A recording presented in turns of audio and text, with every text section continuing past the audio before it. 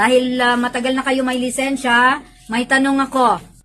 Entry for daily reviewer. Yes, grabe ka naman ka-serious. Smile ka naman. Oh, eto yung tanong mo, kuya, ha? Ano ang iyong gagawin kung may isang buntis na nahihirapang sumakay sa iyong jeepney? Oh, buntis. Letter A. Sabihan ng buntis, nabilisan bago maging kulay berde ang ilaw trapiko. Ako yung buntis, pinalo kita. Okay, letter B.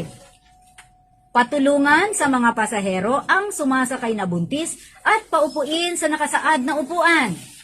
And letter C, pagsabihan ng buntis na dapat may kasama siya sa pagbibiyahe. Letter? C, ma'am. Ha? B. Letter B. Patulungan sa mga pasahero ang sumasakay na buntis at paupuin sa nakasaad na upuan. Ano yung nakasaad na upuan? Designated na upuan. Di ba meron yan kapag pampasaherong sasakyan? Pregnant women or PWD. Kaya kung ikaw nakaupo ka doon tapos may sumakay na buntis or PWD, ibabakate mo yung upuan. Ibibigay mo yung upuan mo doon sa kanya. Ginagawa ba?